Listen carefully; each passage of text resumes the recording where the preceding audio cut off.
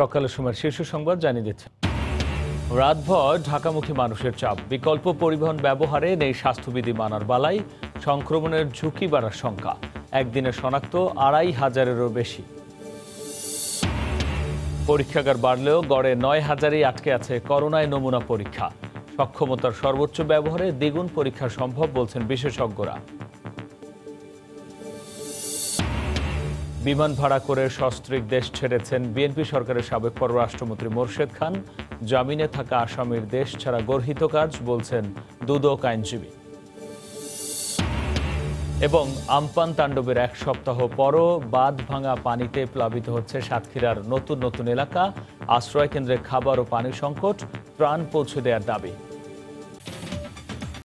ছিল কোভিড-19 শনাক্তের পরীক্ষা। গেল ২ মাসে সে চিত্র বদলেছে অনেকটাই। ল্যাবের সংখ্যা অর্ধশত ছুঁই, বেড়েছে নমুনা পরীক্ষার হারও।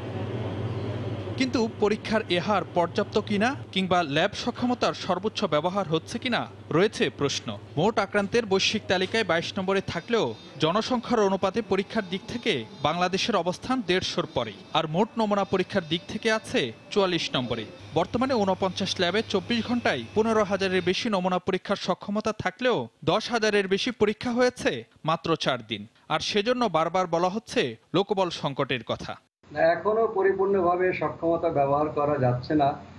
প্রথম কারণটা হচ্ছে দক্ষ জনবল দরকার এবং লজিস্টিক্স সামগ্রী দরকার, যানবাহন থেকে শুরু করে অন্য জিনিস।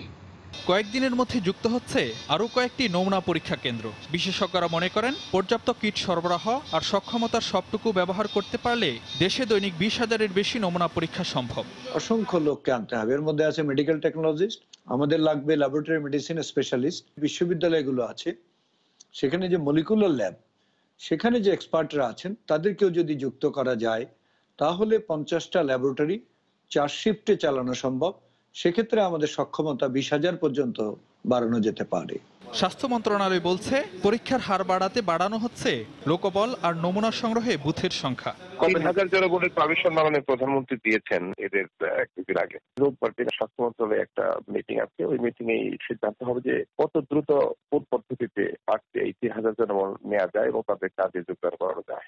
দেশে কোভিড-19 সংক্রমণ শনাক্তের ৮৩তম দিনে মোট আক্রান্ত ছাড়িয়েছে ৪২,০০০। কোভিড-19 পরিস্থিতি নিয়ন্ত্রণে সবার আগে প্রয়োজন রোগী শনাক্ত করা আর সংক্রমণের উৎস খুঁজে বের করা। সেজন্য অধিক হারে পরীক্ষার কোনো বিকল্প নেই। বিশেষজ্ঞরা বলছেন দেশে কোভিড-19 সংক্রমণের প্রকৃত চিত্র জানতেই প্রয়োজন নমুনা পরীক্ষার পরিসর বাড়ানো। ফারুক ভাইয়া, রবিন, সময় সংবাদ, ঢাকা। চট্টগ্রামে করোনা ভাইরাসে আক্রান্ত মুমূর্ষু রোগীদের বাঁচাতে এবার পুলিশ প্রশাসনই গড়ে তুলছে স্বতন্ত্র প্লাজমা ব্লাড ব্যাংক। করোনা থেকে বেঁচে আসা রোগীদের কাছ থেকে প্লাজমা সংগ্রহের পর সেগুলো সরবরাহ করা হচ্ছে অন্যান্য রোগীর সেবায়। গত কয়েকদিনে অন্তত ১০ জন করোনা রোগীকে দেয়া হয়েছে প্লাজমা সহযোগিতা। আর প্লাজমা দাতার তালিকা রয়েছে বেশ কজন পুলিশ সদস্য। সেই সঙ্গে তৈরি করা হচ্ছে সুস্থ হয়ে ফিরে আসা রোগীদের ডাটাবেস। বিস্তারিত জানাচ্ছেন কমল দে। একক পেশা হিসেবে চট্টগ্রামে সবচেয়ে বেশি করোনা রোগে আক্রান্ত হয়েছে পুলিশ সদস্যরা, যার সংখ্যা অন্তত ২৫০। এর মধ্যে পুরোপুরি সুস্থ হয়ে উঠেছেন ৪১ জনের বেশি পুলিশ সদস্য। আর এখন সুস্থ হয়ে আসা সে পুলিশ সদস্যরা প্লাজমা দান করছেন মুমূর্ষু রোগীদের জন্য। প্লাজমা সংগ্রহ এবং সরবরাহ ব্যবস্থা গতিশীল রাখতে চট্টগ্রাম মেট্রোপলিটন পুলিশ সিএমপি গঠন করতে যাচ্ছে প্লাজমা ব্লাড ব্যাংক।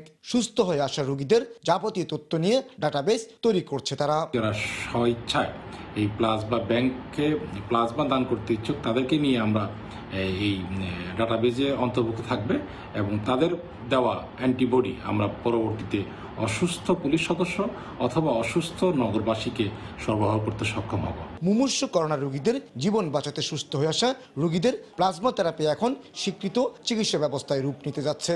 চট্টগ্রামও পুলিশ কমিশনারের নির্দেশনায় সীমিত আকারে প্লাজমা সংগ্রহ এবং রোগীদের মধ্যে সরবরাহ শুরু হয়েছে।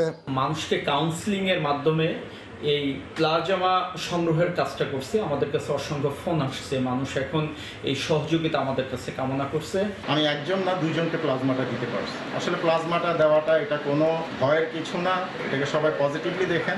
পুলিশের পক্ষ থেকে প্লাজমা সংগ্রহ এবং মুমূর্ষু রোগীদের মধ্যে সরবরাহকে ইতিবাচক হিসেবে দেখছেন চিকিৎসকরা। চট্টগ্রামে সুস্থ হয়ে বাড়ি ফিরে যাওয়া করোনা রোগীদের কোনো ডেটাবেজ নেই, অর্থাৎ তাদের ব্লাড গ্রুপটি শুধু এই অংশটুকু নেই, সেই অংশটুকু তৈরি করার কাজ করছে সিএমপি। চট্টগ্রামে প্রায় ২৫০০ মানুষের শরীরে করোনা ভাইরাস শনাক্ত হয়েছে, যারা নগরীর ৩টি চিকিৎসা কেন্দ্রের পাশাপাশি নিজ বাসা থেকে চিকিৎসা নিচ্ছেন। কমল দে, সময় সংবাদ, চট্টগ্রাম। ৩০ টাকায় করোনা ভালো হবার ডাক্তার তারেক আলমের ব্যবস্থাপনাপত্র কতখানি কার্যকর তা নিয়ে গবেষণা করতে যাচ্ছে আইসিডিডিআরবি। ঢাকায় 4টি করোনা হাসপাতালে এই গবেষণার অনুমতি চেয়েছে বলে নিশ্চিত করেছেন বাংলাদেশ চিকিৎসা গবেষণা পরিষদ BMRC। আর সংশ্লিষ্টরা বলছেন, দেশে এই মুহূর্তে আক্রান্তের সংখ্যা বেশি হওয়ায় গবেষণার ফল পেতে এ মাসের বেশি সময় লাগবে না। রাশেদ লিমনের রিপোর্ট। 4 দিনেই করোনা মুক্তি। আইভারমেকটিন ও ডক্সিসাইক্লিনের সমন্বয়ে ডাক্তার তারেক আলমের ব্যবস্থাপনাপত্র সীমিত আকারে প্রয়োগে সুফল মিলেছে, এমনটাই দাবি করেন তিনি। এরই মধ্যে কেন্দ্রীয় পুলিশ হাসপাতালে সহস্রাধিক রোগীর উপর প্রয়োগে সুফল মিলেছে বলে দাবি করা হয়েছে। এই ডোজ প্রয়োগ করেছে আরও কিছু হাসপাতাল। এবার বিষয়টি নিয়ে গবেষণা করতে যাচ্ছে আইসিডিডিআরবি। যুক্ত হয়েছেন প্রতিষ্ঠানটির সঙ্গে কাজ করা দেশি বিদেশি 10 জন গবেষক। কুয়েতমন্ত্রী কুর্মিটোলা হাসপাতাল, ঢাকা ও মুগদা মেডিকেল গবেষণার জন্য নির্বাচন করা হয়েছে। একটা গ্রুপকে আমরা আইভারমেকটিন দিব, আরেকটা গ্রুপকে আমরা প্লাসিবো দিব। এটা তৃতীয় পক্ষ সায়েন্টিফিক ওয়েতে অ্যানালাইসিস করে দেখবেন যে আমার আইভারমেকটিন গ্রুপের রোগী বেশি রেসপন্স করছে নাকি প্লাসিবো গ্রুপের রেসপন্স করছে।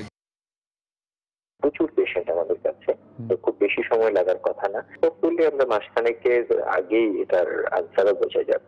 বাংলাদেশ চিকিৎসা গবেষণা পরিষদ বলছে, গবেষণার আবেদনে আইভারমেকটিনের পাশাপাশি সম্প্রতি বিশ্ব স্বাস্থ্য সংস্থা দ্বারা বাতিল হওয়া হাইড্রোক্সিক্লোরোকুইনের নাম থাকায় আবেদনটির রিভিউ কপি চেয়েছেন তারা। ওনাদেরকে একটা চিঠি দিয়েছে যেন ওনারা ওনাদের স্টাডি প্রোটোকলটা যেন রিভাইজ করে আমাদের কাছে জমা দেন। জমা দিলে আমরা সেই প্রোটোকলটা আশা করি আমাদের যে কমিটি আছে, কমিটি দেখে সেটার অনুমোদন দিবেন। এই গবেষণা ফলাফলের উপরই নির্ভর করবে করোনা চিকিৎসায় আইভারমেকটিন ও ডক্সিসাইক্লিনের ভবিষ্যৎ। এই প্রোটোকলটা যদি ইনশাল্লাহ আমরা 4-5 সপ্তাহের মধ্যে পেয়ে যাই, ওনাদের ফলাফলটা বা রাইট আপটা যেটা BMRC যদি অ্যাপ্রুভ করে, তাহলে আমার মনে হয় আমরা আইভারমেকটিন ইনশাল্লাহ আমাদের গাইডলাইনে নিয়ে আসতে পারবো। আর যদি 2 সপ্তাহের মধ্যে ওনারা অতি ভালো রেজাল্ট দেখে, তাই আমি শিওর ওনারা সরকারকে রিকমেন্ড করবে যে আমরা এটা আগে শুরু করতে পারি, তাতে হয়তো কিছুটা সুবিধা হবে লোকজনের। অস্ট্রেলিয়ার মোনাস বিশ্ববিদ্যালয়ের এক গবেষণায় প্রথম এই দুটি ওষুধের সংমিশ্রণে করোনা প্রতিরোধে কাজ করতে পারে বলে এক প্রতিবেদন প্রকাশ করা হয়। ভারত, দক্ষিণ আফ্রিকা ও তানজানিয়া ওষুধ দুটি নিয়ে গবেষণার অনুমতি দিয়েছে। রাশেদ লিমন, সময় সংবাদ, ঢাকা। বিমান ভাড়া করে সস্ত্রীক দেশ ছাড়লেন বিএনপি সরকারের সাবেক পররাষ্ট্রমন্ত্রী মোরশেদ খান।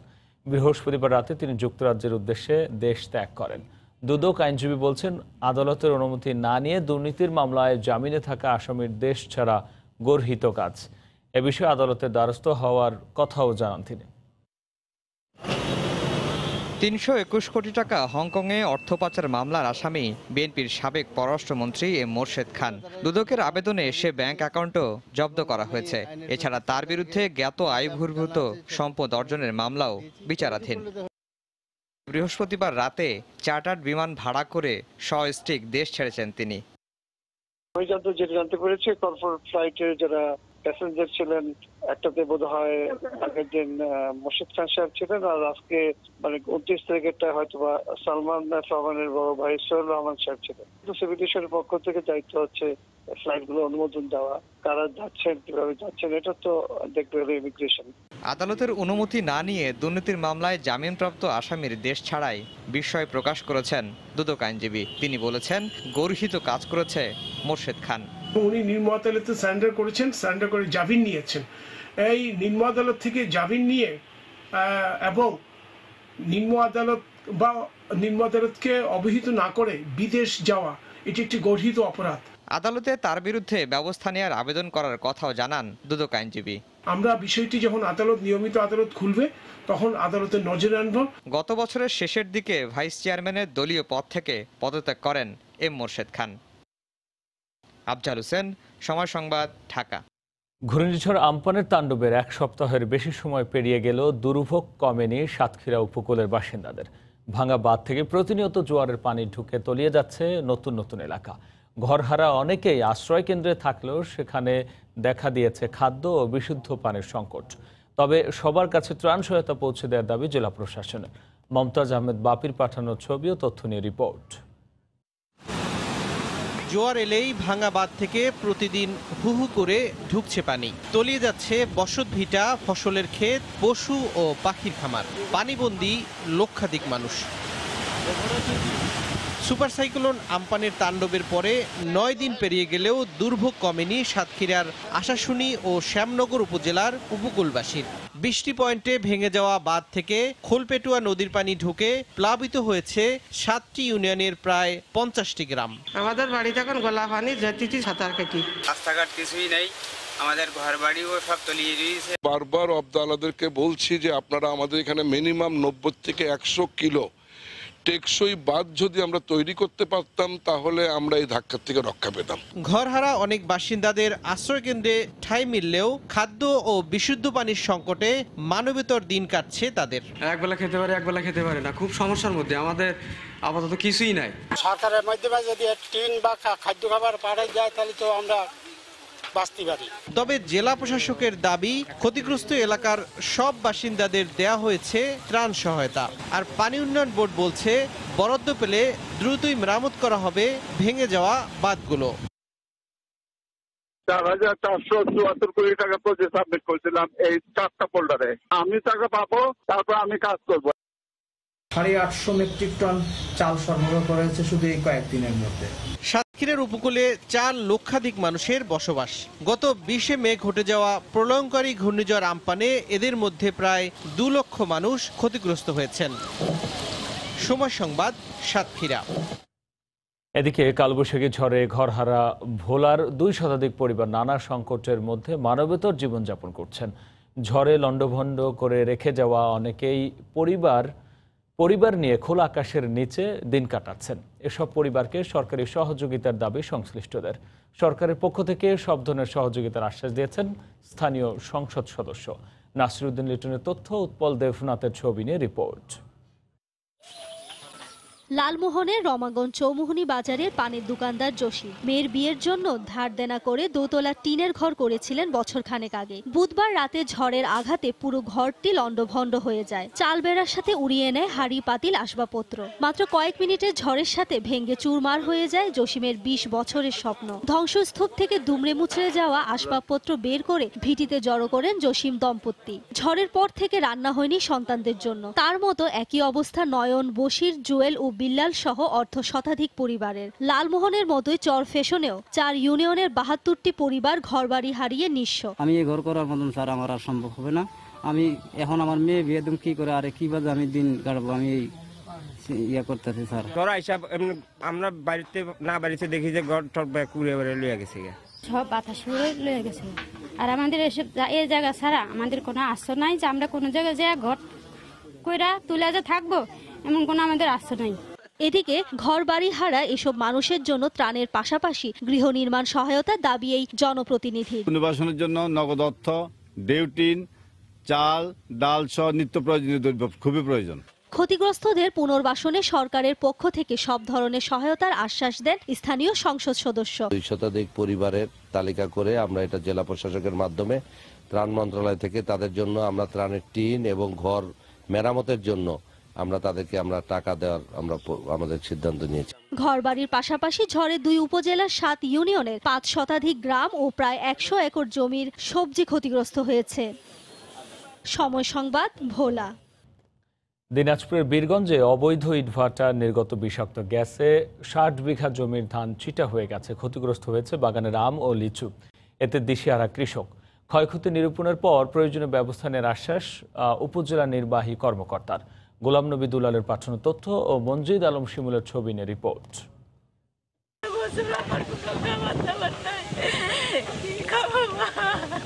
2 বিঘা জমি বর্গা নিয়ে ধার দেনা করে ধান আবাদ করেছিলেন বিধবা রমিছা বেগম। স্বপ্ন ছিল সোনালী ফসল ঘরে তুলে অভাব দূর করবেন অসহায় নারী, কিন্তু ইটভাটার বিষাক্ত ধোঁয়ায় কেড়ে নিয়েছে তার স্বপ্ন।